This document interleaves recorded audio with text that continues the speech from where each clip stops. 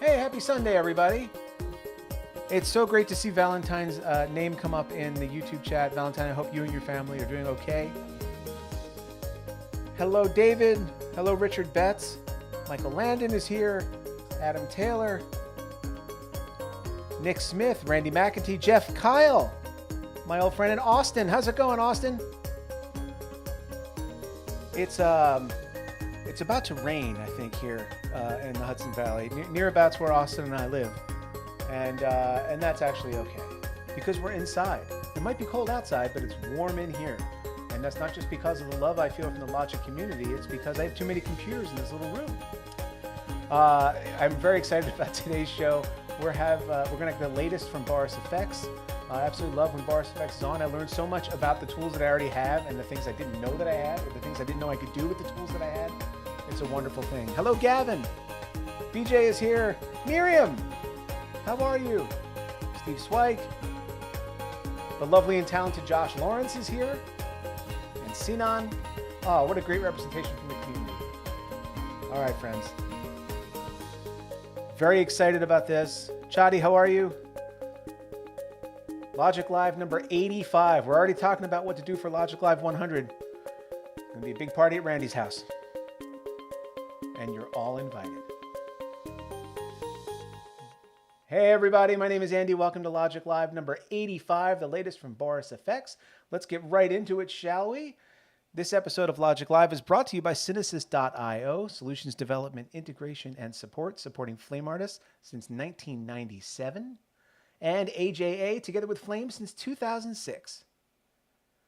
If you're in the need of tech support for your Flame system, give Jack Horrocks a call at jack@flametech.com.au. Anything that you might need for your Flame, whether it's not working or you'd like it to work better, reach out to Jack and he'll take care of you. And speaking of Boris FX, if you see anything today that you like, but if you need anything in the way of plugins from Boris FX, be sure to use the Logik-15 discount code and save yourself 15% at checkout on all their products, standalone or subscription.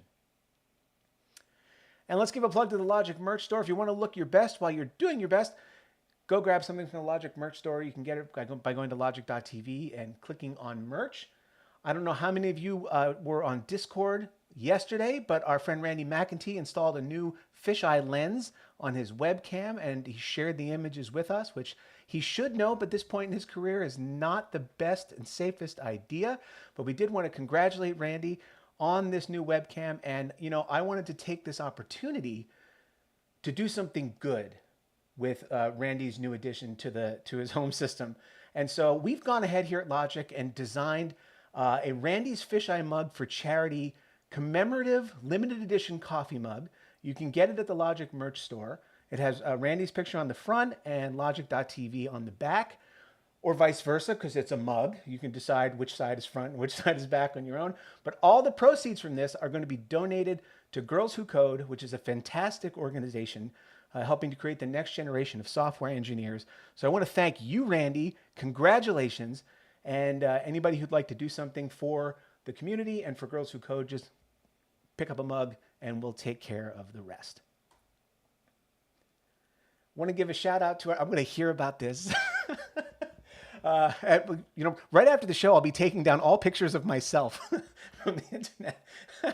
Because if anything I know about Randy, he doesn't get even. He gets very, very far ahead. I want to give a shout out to all of our patrons on Patreon. Thank you very, very much for supporting what we're doing here at Logik.tv. The list keeps growing. I keep having to add columns, and I want to thank all of our patrons. We're up to 134 patrons here on Patreon. We could not do what we do without your support. If you'd like to support what we're doing here at Logik for as little as $5 a month, get access to some merch, some discounts, and some exclusive content, very much like the after show that we do for our patrons with our guests. Head on over to patreon.com/LogikTV and sign up today. Speaking of patrons, we wanted to give something back to our patrons, and we had this opportunity with Lenovo. They gave us a fully loaded ThinkStation P620 system, and we wanted to give back to our patrons. So that went to Brooks Tomlinson. Congratulations, Brooks. We see him on Discord. He's setting up the machine, and he's ready to take over the world. So thank you, Brooks. Thank you, patrons. And, of course, thank you, Lenovo, for making this possible. I want to give you the latest updates on the forum stats for 2022. We're up to 1,139 users. That's up 3 from last week. 801,000 page views. We had 45,000 page views just last week. 7,100 posts. That's up 300 from last week. And we're up to 379 users on Discord. Up 7 from last week. Please, if you haven't signed up yet, join the conversation. Sign up on the Logik.tv Discord and be part of the live chat. Sometimes we do a bunch of screen sharing. We did a watch party for the Apple event on last Monday. Lots of great things are happening at the Discord over at forum.logik.tv.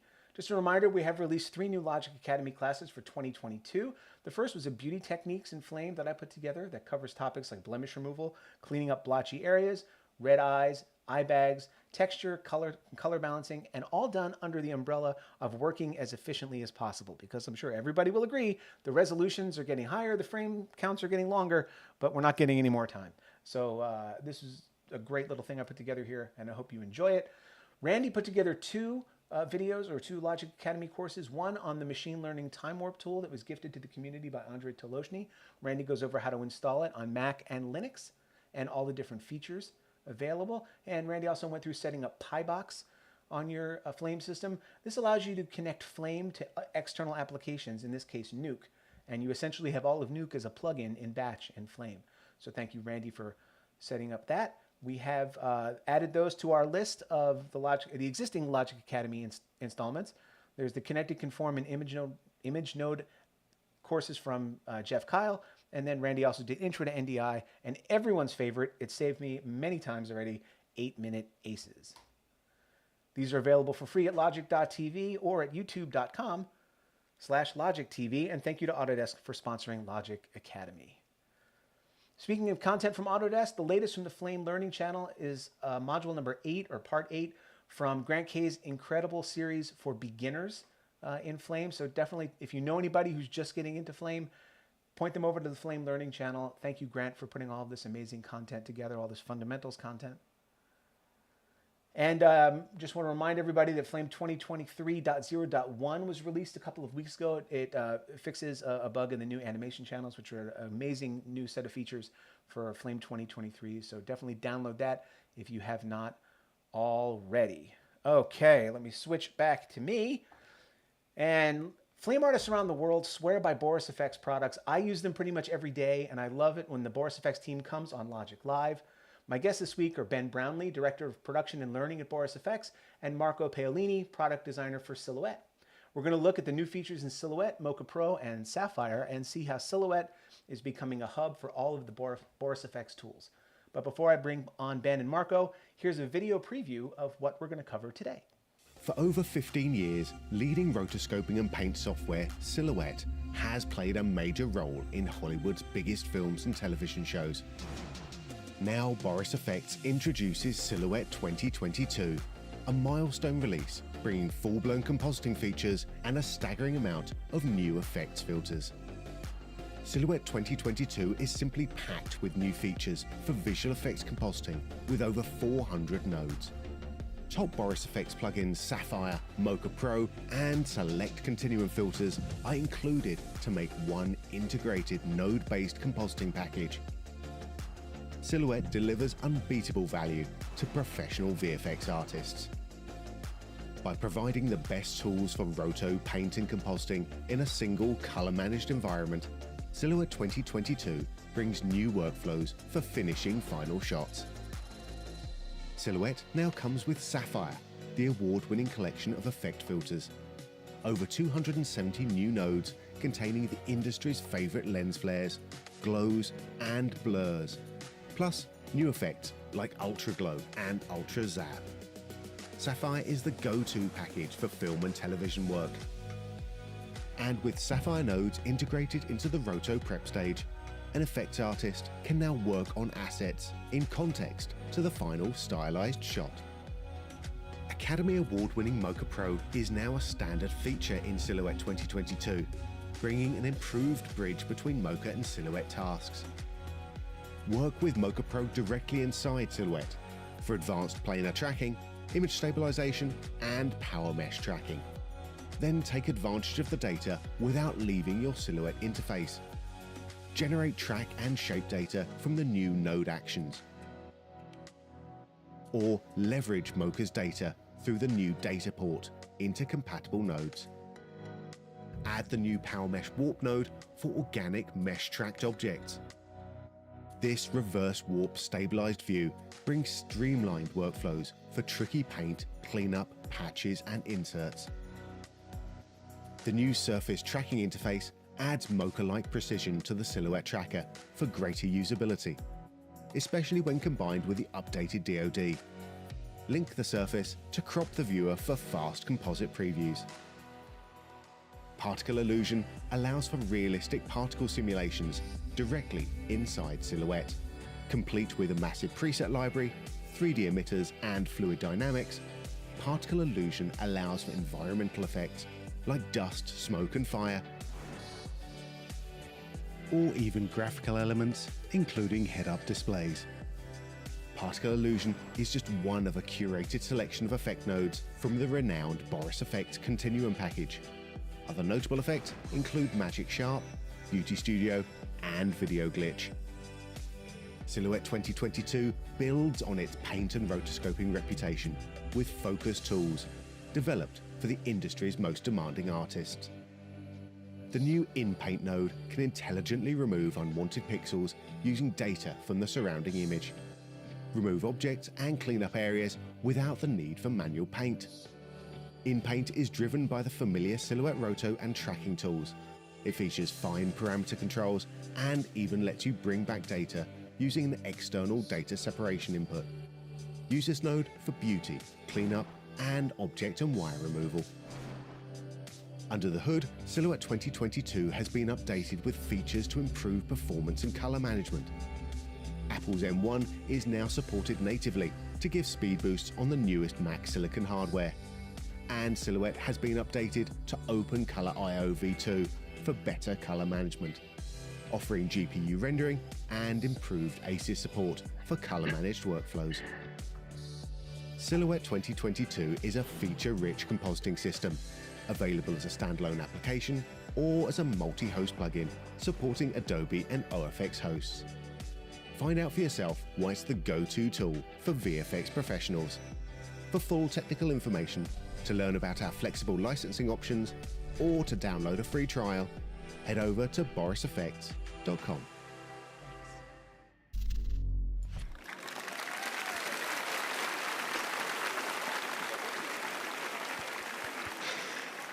Oh dear. Thank you, Andy.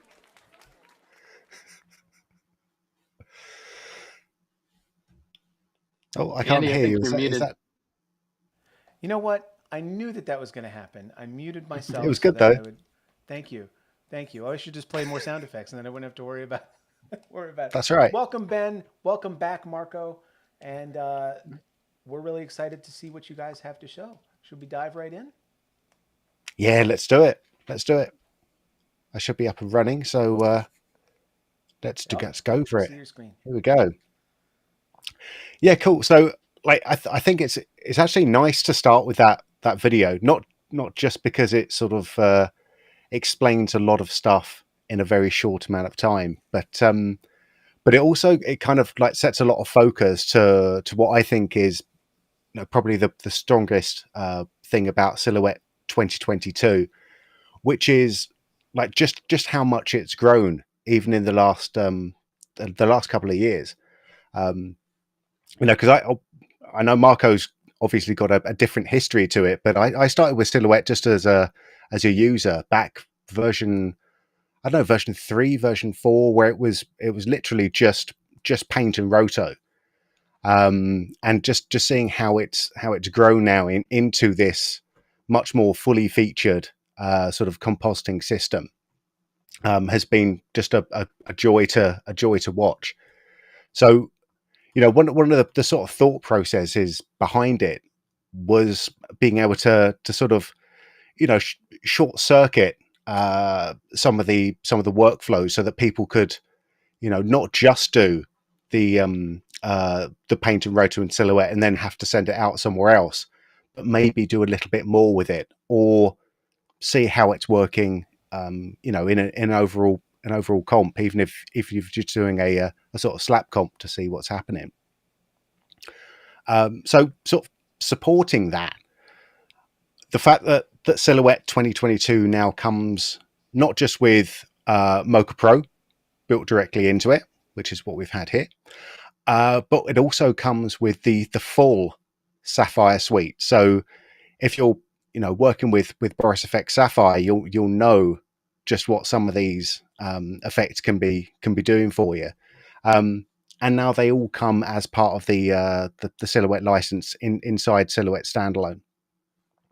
So we'll take a look at how that goes throughout the next half hour or so. But it's just it's just great to have all of these tools kind of built directly in. Let's actually just start somewhere else. Let's start with a brand new comp, I think. So start here, and we'll start with a composite. I will call this one Ben Mocha. There we go. I just wanted to remind everyone that if you do have questions for Ben or Marco, just put them in the chat and I'll make sure that they see them.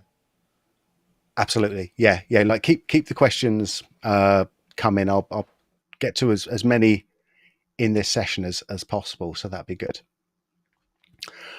Oh, that's exactly the wrong one that I wanted. Let's bring that one in. There we go, Ben. And at least you weren't muted. I mean, let's look at the positives. That's always good.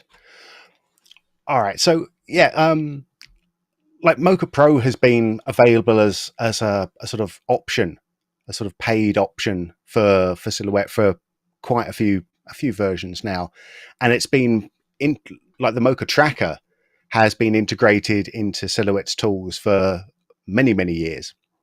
But the fact that Mocha Pro now comes as sort of standard sort of opens up a few more options for us. Like Andy, you were showing off the your beauty course a little bit earlier. Like I say a little bit earlier, like literally 3 minutes ago. So I think this is like some of the features in Mocha Pro have really kind of helped out with how I approach beauty shots now. And one of the big things is, of course, being able to use the Mocha Power Mesh. Oh, which is a game changer. Absolute game changer. Isn't it just? Like if you're not familiar with the Power Mesh, like it basically takes the Mocha Planar Tracker and then crunches it down and makes loads of subplanar, lets you do subplanar tracking with inside that. And you can then use that data, either for doing reverse stabilization techniques or for coming in and just doing some sort of warping stuff. Here's actually I'm going to do a couple of different shapes. I'm going to do one shape for the chest, and I'm going to do one shape for the head as well. And so, like if you're not sort of familiar with the Power Mesh, here's like a little trick for dealing with it. Because what we're going to do is we're going to track, do mesh warping on this object. So my original shape that I'm going to make is I'm always going to make that just a little bit bigger than the shape I actually want to do. And I can come into my mesh generation down here, generate up a mesh automatically. Though if I'm going to do any sort of, more complex stuff in here, I'll always set this to uniform. Probably we'll start, that's even probably a bit too small there, probably around about there. sort of give us a decent size mesh to work with. So once we've got the mesh generated up, if we just zoom in a little bit here, what I'm going to do, I'll turn off the mesh there. What I'm going to do is actually shrink the shape back down so that it fits a bit better into, into where it is I actually want to track it. Because what's going to happen is that any of those mesh shapes that are outside of my actual tracking shape, let's turn this a separate color. Yeah, any of that's outside there, that's just going to use the like the regular planar movement of that shape. So it's not going to affect like the warping too much. But what it is going to do is it's going to let me lock down the borders of that area there, so that when it comes to actually doing stabilization or any sort of warping inside there, I'm not accidentally going to get any sort of stretching coming in at the edges. So that's just a nice little thing to do, is just make the shape a bit bigger and then generate your mesh up and then squeeze it down afterwards. Okay, I said at the top of this that I love when you guys come on, because I learned things about these tools I didn't know, and I was using Power Mesh this past week and had no idea that was an option. So that's first thing I'm doing Monday morning when I get back on the job. Hey. So thank you. There we go. I mean, that's one of the things that we try and hide away all the best knowledge and keep it to us. No, that's true. You guys aren't doing enough training in live events, clearly. I know. I'm really sorry. We need to pull our finger out a little bit. Oh my god! Right, let's just generate up this mesh as well here. Let's turn that one on. I'm just going to do a really simple one on the face, because I'm not going to do too much on the face. I'm only actually going to use that for tracking, I think. So let's just bring that in. I'll be a little bit sort of more exact, I think, with this particular one. There we go. It's not. I'm not doing a roto job. I'm just doing this. I'm just a guy doing face tracking. There we go. Face track. Make sure that I've got all of my meshes tracking in. Yes, thank you very much. And then we'll track all of this forwards, or I'll just play it forwards and not track it at all. We could always do that. That's always an option.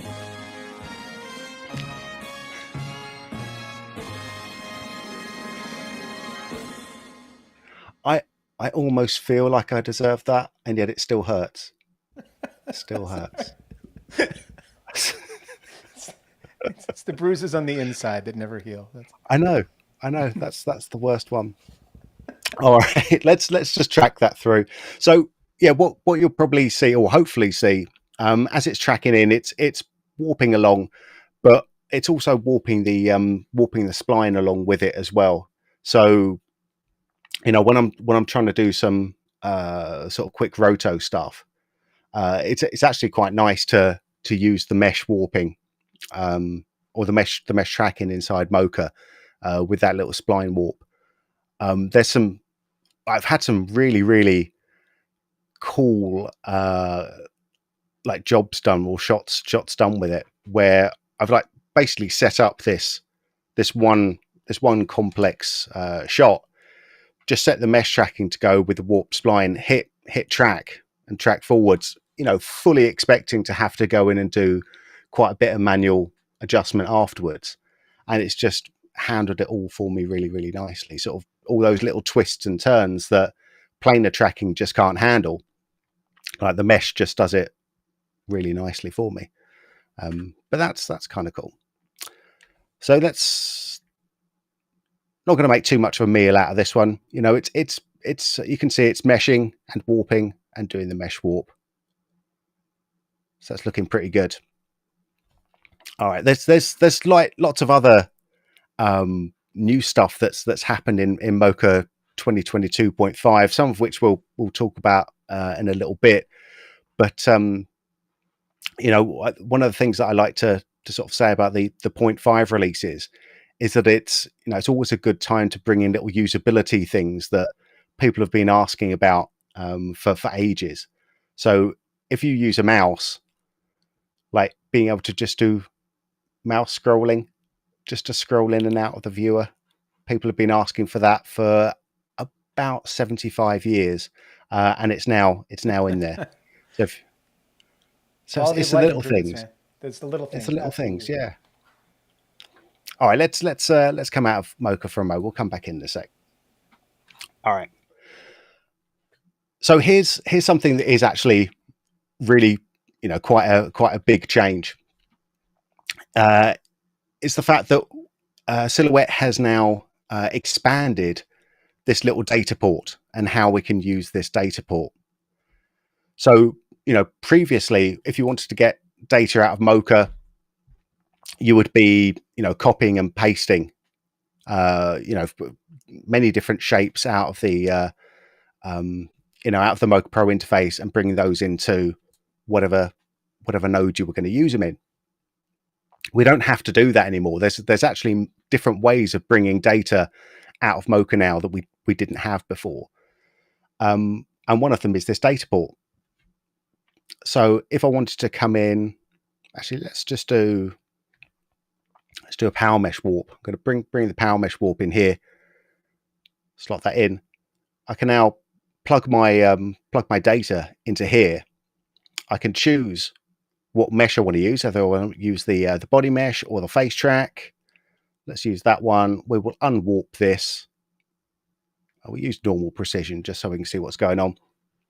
And now we should have a a nicely locked down, stabilized mesh on the chest there. That's looking I'm pretty speechless. good. That's amazing that you have the power mesh data from Mocha as a channel that can come out and be piped right in. That's brilliant. And it's lovely. It's really, really lovely. And like the thing is, once you've got that there, you don't even have to, because before we'd have to actually use the render out of Mocha to get the power mesh data. And now we don't. It's right there, just doing what the power mesh does. Thank you, Marco. Thank you, Marco. But that's not the only way of using that data. Like if we go back into the Mocha Pro node, we have these things called node actions. So we can either copy the data or create a roto node or create a tracker node. If I create a tracker node here, it's going to bring me out a nice little tracker node with, let's make sure I've got my my things on there. Actually, let's make a roto node, so we'll show you that as well. Boom, bring that over there. So we should do that with the oops, there we go. Show me that. So we've got the face, the track there. We've got the face track, and we've got the mesh as well, just available for us, and we can take that out, blip blop, and we can pipe it from the tracker node instead of having a Mocha Pro node floating around. We could just have everything just coming out the tracker node instead, and so we've got it all available to us there. Let's do the face. I like the face. The face is probably one of the funniest things that I've accidentally discovered doing this shot the other day, was that I can get a tiny little face and just like this gargantuan giant overpumped body just go, oh, and I love it. It's the little things that really bring me a lot of joy, and that image just brings me a lot of joy. I'm not sure why. But the cool thing is, let's get this out of the way. Come on, Ben. Let's take this out of the way. Let's get rid of view as well. Yeah, the really nice thing is now we've got like all our data in the little tracker. I can use one of my other little things. I'm just going to do a little checkerboard. Let's make this a little bit more visible. Hey, checkerboards. And I could plug that into my power mesh in here. And let's just actually warp that in. Warp my body. Hey, warping it through. Lovely, lovely, lovely. Is that like applying a UV displacement or something, or is that really just applying the power mesh data? Like it's looping back from Mocha. It's literally just applying the power mesh data to it. Oh, that's great. there. So if I comp that over, let's do a math comp.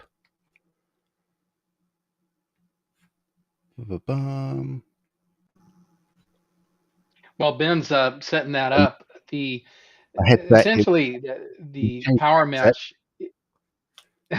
Essentially, the power mesh is the warping component to what's happening in Mocha. So the raw power mesh data, the mesh comes across the silhouette, and then power mesh within silhouette is the actual warper that's achieving the effect. So some of the questions in the chat regarding bringing that capability to Mocha, I'd assume they'd have to do something similar where they would break out. If they were to do that, they'd have to break out the rendering portion of that as a separate node that you would plug into, plug the mesh data. The mesh data would have to come through, and then you'd plug it into a separate warp node.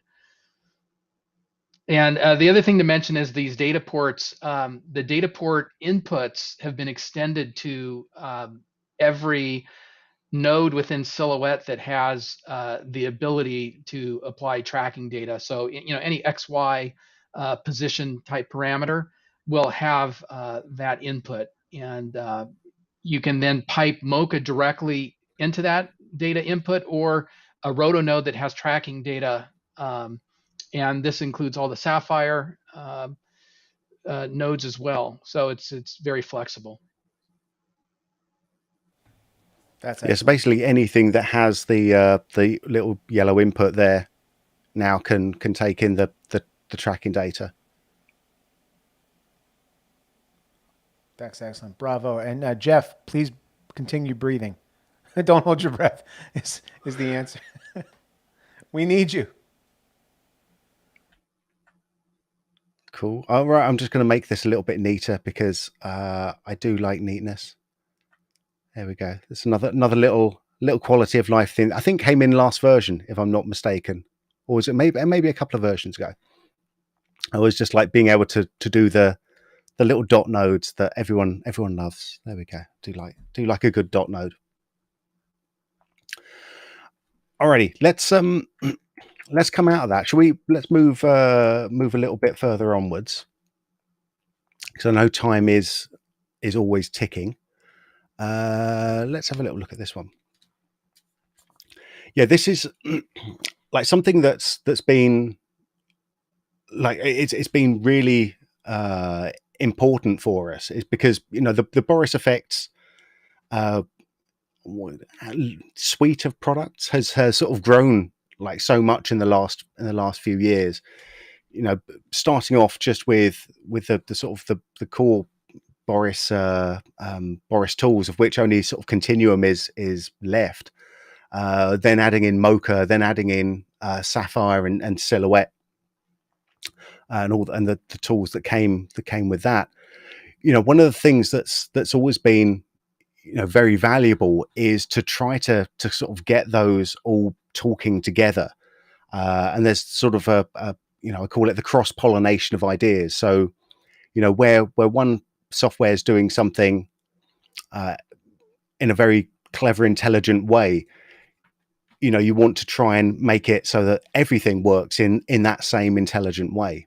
And I think the lens module is probably one of the a small but very significant way of seeing what that seeing how that works.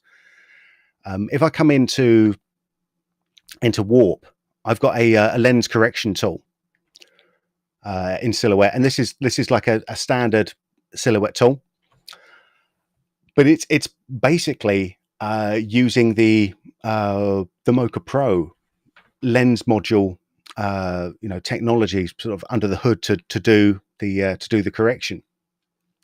And like in Mocha, what you used to have to do was kind of do a choose the lines, and then it would work out what the lens distortion was and undistort it from there. Whereas when it was brought in over into Silhouette, you actually just sort of came in and would literally just draw the lines in where you wanted it to go. So I'm just sort of do X splines here. It's going to be a little bit tricky to see, especially if this is going through. Maybe are any of these colors going to help? I don't think so. Just trust me. If you can't see them, just trust me that I'm drawing like some of the best X splines you'll ever have seen on Logik.tv. And that's a guarantee. That's a guarantee. Yeah, absolutely. I mean, that's what I'm trying to do. That's all I'm trying to do. Is if that's if that's too much for one man, then then I'm not the person that I thought I was. I've lost it a little bit. You're right. Anyway, the person. Yes. That's yeah. So anyway, I've just got a couple of lines. This should be enough, actually. So we come in here. We can actually then just calibrate what that camera's looking like, and boom, it's calibrated up the chart for us, and then we can obviously use that. Let's just get rid of these things. Yeah, we can use that to do it on the actual shot. So that was just like a calibrated to this lens, and that should be pretty much where we're going with that. Oh, one other because like actually. Go ahead. Sorry. Oh no, sorry, Karen. No, you go for your. I was just saying, I love that like the lines between like visual effects tasks are always blurred, and they keep getting more blurry. So the fact that you're able to bring in things like the lens correction tool from Mocha into Silhouette just opens all that stuff up. To be able to stay in one place and do your work, and not have to keep bouncing in and out and around. Yeah, absolutely. And like the important thing to know here as well, if I open up my my session size, domain of definition, and ROI tools, I'm sure Marco has they're probably just called it's just called ROI. It's just called ROI. Okay, yeah, we can come in and like we still have actually all of that data still available to us. Just because we've unwarped everything doesn't mean that the stuff's being cut out. That data's still there and happily available to us. So you can see it's all bowing in, and that's the session size, but that's the actual size of the plate still, or the new size of the plate, I should say. So like being able to sort of just draw the lines in the lens module was actually a really nice little thing that happened in Silhouette, like taking on the Mocha technology and then sort of expanding it out a little bit. And then in Mocha Pro 2022.5, guess what's happened? That idea has gone the other way as well. So it really is kind of just feeding right back into each other. So if I take this, I can do exactly the same sort of thing. Just come in and let's open up that spline there. There we go. Boom, boom, boom. So in the Mocha lens module, I can use the splines that I'm creating here. So all I have to do is do the exact same things I did in Silhouette. Just create up a couple of splines. It's probably actually aren't the most suitable areas, but they should give a good enough idea of what the lens is doing. X-spline it out. Anyway, yeah, come back into the lens module, choose the splines that I want to use, tell it to use those splines, tell it what sort of calibration to do, one parameter, calibrate that up, and then that will actually just do the same sort of thing there. And it actually, in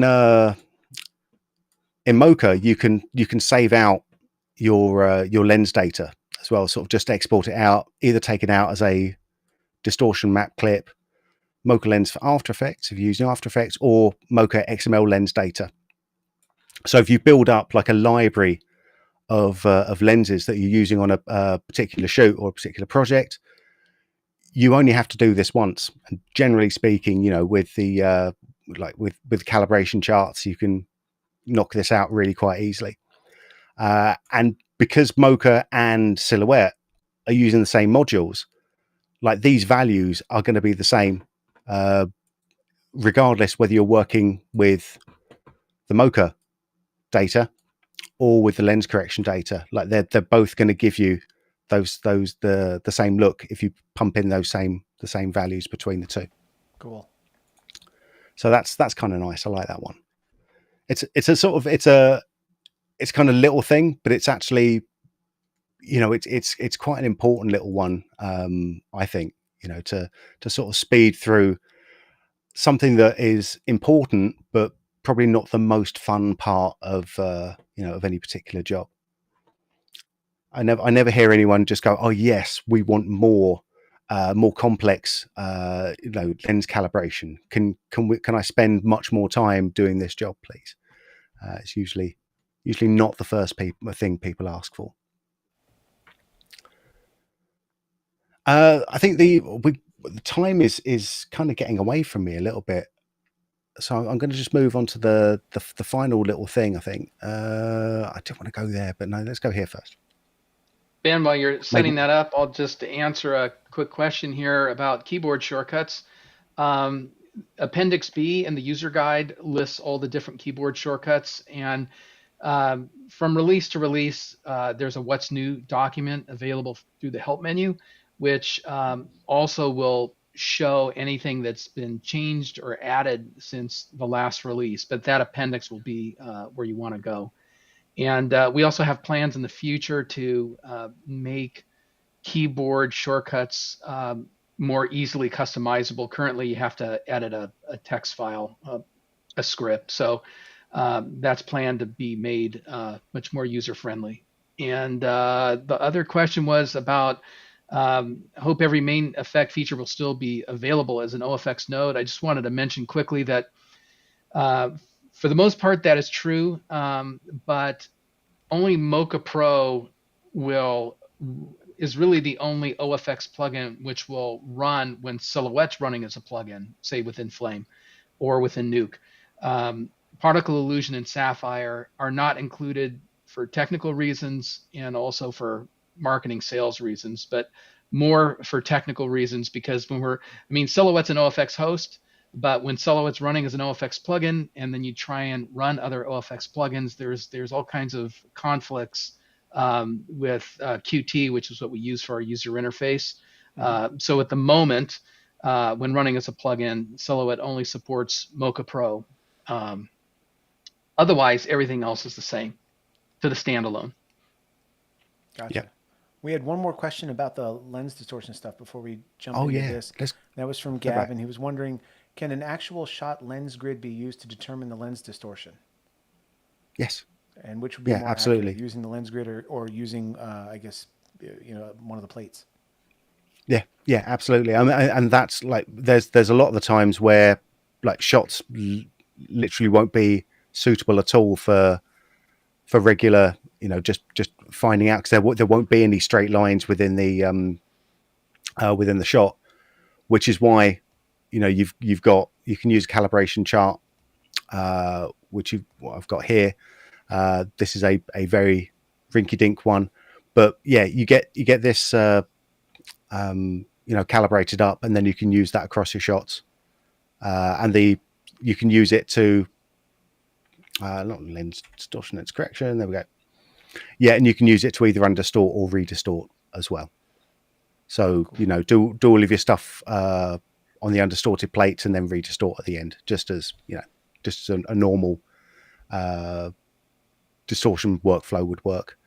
There are also different filters you can use as well for doing that, the warping and unwarping. So if you find like a shot, like there are some shots that I've had which have been like they've been using like a really quite compressed codec, and it's all lots of really fine details, and like some of the filtering when you're doing the scaling on them, especially on like big fisheye type lenses, like the scaling themselves, it kind of it goes sort of over sharp. So the fact that you've got different filters to actually match what is going to be best for a particular shot is really important there as well, in my opinion. So you And can choose. Mark, Yeah, Mark was asking about if you have the Boris FX suite, will that allow you to run the standalone? The answer is yes. So the Boris FX suite is basically a license for everything. And the other thing to note is that if you have a Silhouette standalone license, that automatically gives you a plugin license. Just automatically that just works. So you're only stuck with the plugin version if you just buy the plugin version. But if you have the suite version, yeah. Silhouette standalone version, then you can also have a plugin, and you're all good to go. Great to know. Yep. Thanks. Cool. Let's pop back into this. Yeah, because I want to talk like quickly about the Sapphire plugins as well, because I know we haven't really talked too much about that, and I think it's obviously it's a really huge part of the release is the fact that you have Sapphire built directly into this now. Actually, let's just come in and I'm just going to stick a quick color on here, because some of the ones that are going to be quite interesting. I'm just going to stick something on like the builder effect on here, because I just want to talk a little bit about something that we've it's been a bit of a project that we've done over the last couple of versions for Sapphire, which has been like trying to make these plugins a little bit more immediately accessible, because there are 270 different filters now. I think it's a ridiculous amount of number of filters, and like what we were finding was that we had presets for all of them, but some of those presets were like the original ones that were shipping with the original filters, and so like styles have changed, tastes have changed, so things have definitely evolved over the time. So one of the projects that we started in 2022 was to sort of do a complete filter refresh. So we hid a lot of the old presets that was preset refresh. Sorry. So we hid a lot of the old presets that didn't really kind of make muster or pass muster in the sort of new in the new times we live in, and just brought in a ton of new ones. We had like over 350 new presets in 2022, and in 2022.5. So we've got filter by versions, which is kind of nice. We've added over another 100 as well. So some of these are like builder effects for like quick little backgrounds and interesting little things like that. I love some of these, and some of them are more sort of color correcty type of things, using one of the other new filters that we brought in last version, which was color fuse. And if you haven't used color fuse before, actually it's a fairly straightforward, simple idea of an effect, and that is to be able to bring in and work with different LUTs basically and mix those all together. Because like when I was doing a lot of work, like my final little thing that I do is just to add in the color look, and a lot of that was standardized towards different LUTs at that point, and I'd still want to sort of have a little bit of flexibility about what I wanted to do with it. So we kind of had this idea for an effect called Lut Cocktail or Lut Mixer, where you could mix up to 3 different LUTs together, and you'd kind of also be able to take into account the host color space and the LUT color space as well, so you wouldn't have to sort of think too much about mismatch color space stuff and adding in tons and tons of nodes and tons of different merge nodes to try and mix those things together. And we ended up with color fuse. So color fuse like ships with, I don't know, I think it's 50, maybe 50 different LUTs. It ships with a ton of different LUTs sort of as standard, and 81 different presets now, which you can mix together. So some of these are like based off of color film, black and white film, or more sort of stylized effects. And the M stands for mixed, where I've sort of just mixed a few of those together when I was creating the presets on this. So we can sort of just come in, and if you like an effect on a particular shot, you can kind of like push it and sort of blend it to where you actually need it on a particular area. Oh, that's a bit harsh, that one. There we go. So you can mix it back to where you need it to go. And because it's only coming in as one node now, actually as one Sapphire effect, you can save that preset out and then use that same effect cross-host. So, whoever is on the receiving end of this doesn't have to go hunting and searching for different LUTs to, on a network drive or on their own drive to kind of make sure they maintain the right effect all the way through. It's just here in this one nice, neat little package. And it's sort of just a huge boon to people who are sort of working cross-host or working across a number of different, working across a team or working across teams to try and get kind of the same creative effect at the very end. And it's just a lot of fun to come in and sort of figure out what it is you're trying to do with this. So you can use any of the LUTs that are shipped with Sapphire, or you can use your own ones, of course, if they're in cube format. Oh, great. That was just a question, was can you mix LUT files from other vendors? So that answers that. Absolutely. I've got my my big folder of Ben LUTs here, which my little secret sauce.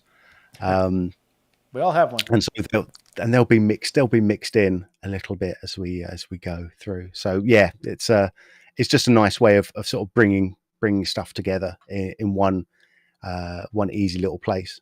Something that is going to be much more difficult to lose. Like the number of times I've had sort of LUTs go offline, or they've been on like a network drive that suddenly got disconnected, and you'll never find it again.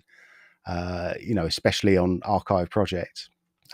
But it's all there. It's all in one little package. It's lovely. That's great. Question just came in from Mark wondering, is Continuum OFX available for Flame yet? I don't believe so. No. And maybe Marco would be. Yeah, that would able be. To hop in with the. Yeah, that would be a no. The only OFX hosts that are supported are Resolve, Vegas, and Nuke at this time. I mean, it's probably, certain filters would probably work, but there's probably a number of them that would be problematic. So that's probably the reason. It just requires additional development to get that all up to snuff. Yeah, gotcha. Because that's always the fun thing about OFX, isn't it? Is that it's this open format that is always different between all the hosts. The best thing about standards. It really is. Many of them. It really is.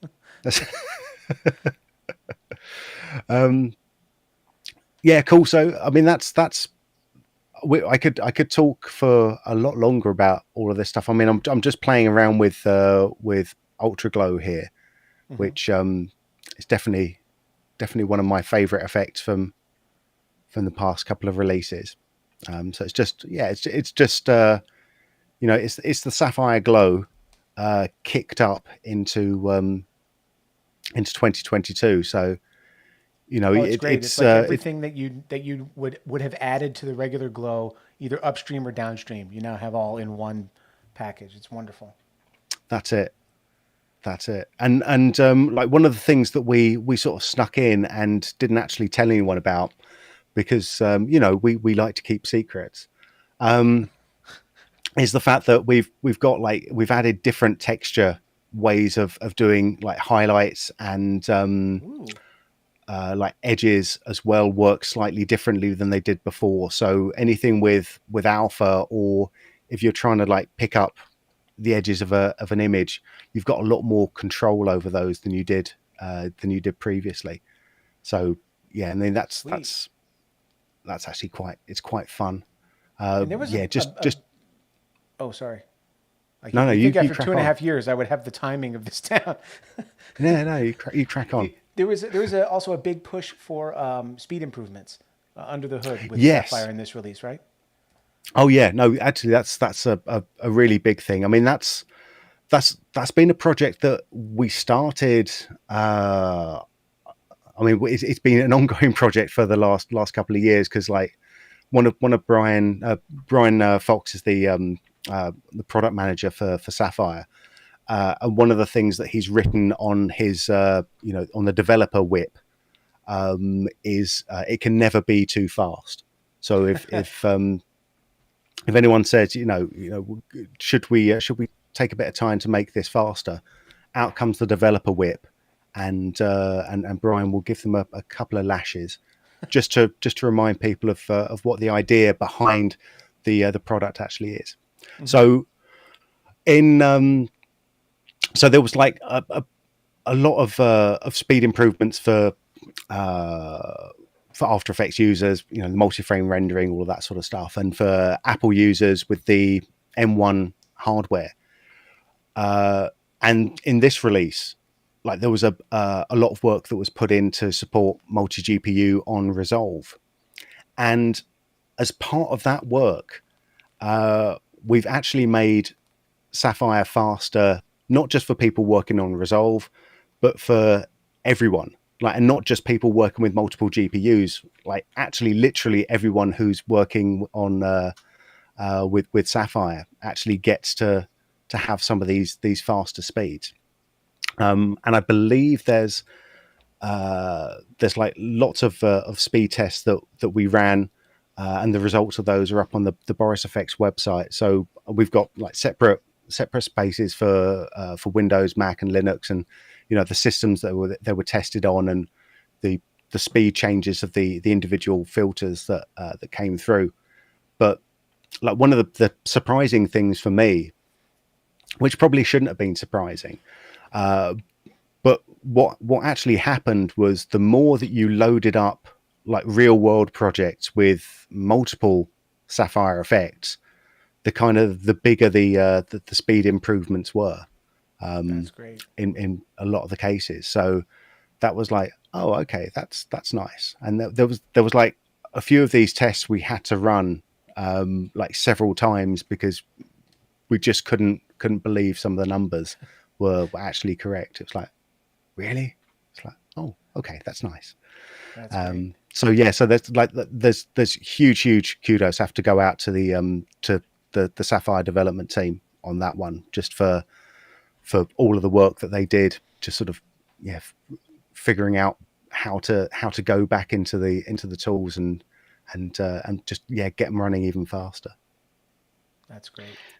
Ben, I just thought I'd clarify one thing about the Continuum question.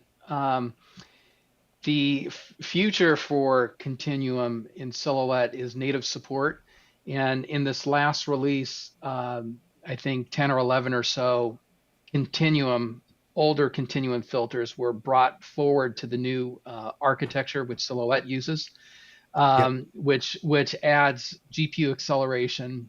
It's just more efficient. So with each release, these filters plugins will be ported to the new format, and whatever is applicable to Silhouette, they'll show up there. So it will just show up as a native filter within Silhouette. So that's really kind of the master plan moving forward. There was probably 80 to 90 or so filters that were in Silhouette, which became Continuum filters, and those are the BCC Plus filters. And that list of BCC Plus filters is growing. The older ones are being put into that format. So Yeah, I'm trying to find like Beauty Studio as well. You know, I was trying to find a shot that had Beauty Studio in it. But yeah, things like Beauty Studio is a sort of continuum filter that has been turned into a native silhouette filter now. But there's quite a few. yeah, there were a number of blurs. There was probably 5 or 6 blurs, like a directional blur and a radial blur, you know, those type of things. I think those are under diffusion. Yes, smear blur as well. I think Smear, that was yeah. So yeah, there's tons of good stuff. Tons of good stuff. Oh, Magic Sharp as well. Don't forget Magic Sharp. Yep. Never.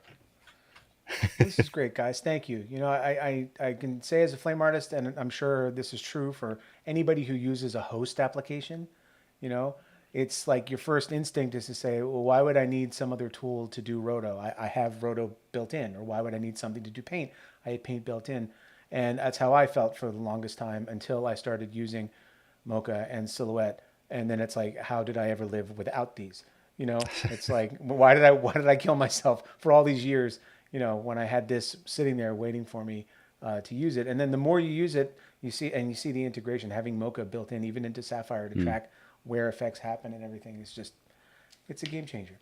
So, well, I mean, it's just like anything, right? It's a dedicated tool, initially dedicated tool to roto, then to paint. And then of course the compositing features came at the request of our users to be able to do more with the roto and paint that they were jumping out at. So as opposed to a host that's maybe designed for compositing, you know, generally roto and paint are somewhat afterthoughts. So we kind of went in the opposite direction. We're a dedicated tool and then expanded out to compositing. Cool. And I'll happily do an hour on roto if people want that as well. I love roto. Absolutely love roto. Be careful what you wish for. Oh yeah. Because I have slots open in July and August. Here we go. Ben and Marco, thank you very much. I don't know if you can see in the chat, but the you know, everyone's always been excited about the Boris FX tools, and you know, thank you for always giving so much of your time to come on Logik Live and bring us up to speed on all the new stuff. Well, thanks for having us, Andy. Cool. Yeah, thanks for having us. Of course. So Ben and Marco, if you want to head over to the Zoom, to the patron Zoom, we'll be there in a minute. I'm going to wrap things up here. Thank you very much. See you guys. All right, let's give away some prizes, shall we, my friends? Oh, you know, it's a shame actually that Brooks isn't here today, because I was hanging out with Brooks not that long ago, and he could not stop talking about certain offerings from the Duluth Trading Company. And so to know that the free prize wheel is sponsored by Duluth, my heart goes out to Brooks. All right, I have a 1-year license of Mocha and a 1-year license of Silhouette and a 1-year license of Optics to give away, courtesy of our friends at Boris FX. So let's shuffle up the wheel here. And this one is for Mocha.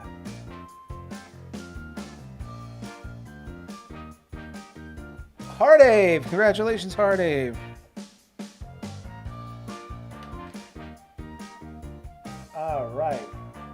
Shuffle up one more time, and this one here is for a 1-year license of Silhouette. And that's going to our friend Jake Parker, the man, the myth, the legend. I love that the chat is now being filled with people who love Duluth, who love and wear Duluth. Randy, we got to get them as a sponsor. If they ever met flame artists, they would absolutely know that we are their target market. And Alexandre, congratulations. You have won a 1-year license of Optics from our friends at Boris FX. And now I have a Logik t-shirt, and that is going to... Oh, you know what? Simon won one last week, and he had me give it back to the community. So we're going to go spin one more time for the t-shirt. To Miriam! Congrats, Miriam. All right. Congratulations, everybody. We're going to stop this music because I know it makes Randy crazy. Okay, let's wrap this up, shall we? Yep, see, Simon, you won again. Coming up next on Logic Live, we're back in 2 weeks. That'll be Sunday, June 26th, to kick off the Summer of Flame with our friend Frederick Warren from Autodesk. He's a member of the Autodesk dev team. And so if you had any questions for the dev team, please tune in 2 weeks. If you haven't signed up for the forum, please do at forum.logic.tv. And please, while you're there, head on over to the Discord, join the chat, and you never know what new lenses Randy is going to buy for his webcam, and I'm sure that news will be broken on the Discord as well. This episode of Logic Live, like all the others, will be available on the website later today. I did it, ladies and gentlemen. I recorded a new podcast episode, and it's with our friend Brian Bailey, a flame artist from Dallas, Texas, and that will be out this week. So if you haven't already signed up for the Logic Podcast at Apple Podcasts, Spotify, Stitcher, or your podcatching app of choice, please do. Like and subscribe to the Logic YouTube channel. We have to beat Joel Osis's numbers. Otherwise, Randy and I will never forgive ourselves. Thank you to all of our patrons. If you'd like to become a patron, you can sign up at patreon.com/LogicTV. A reminder to check out the merch store and get yourself one of those fisheye mugs for charity. If you have any technical trouble, please call Jack Horrocks at jack@flametech.com.au. Thank you very much to Boris FX for coming on today. And if you'd like to save 15% on any Boris FX product, standalone or subscription, including the stuff we saw today, then use the code LOGIC-15 at checkout. Thank you, AJA, and thank you, Synesys, for sponsoring Logic Live. Thank you, everybody, for tuning in today. Thank you, Ben. Thank you, Marco. We're going to head over to the patrons chat. Have a great couple of weeks, everybody. We'll see you on the forum and on the Discord. Take care, everyone.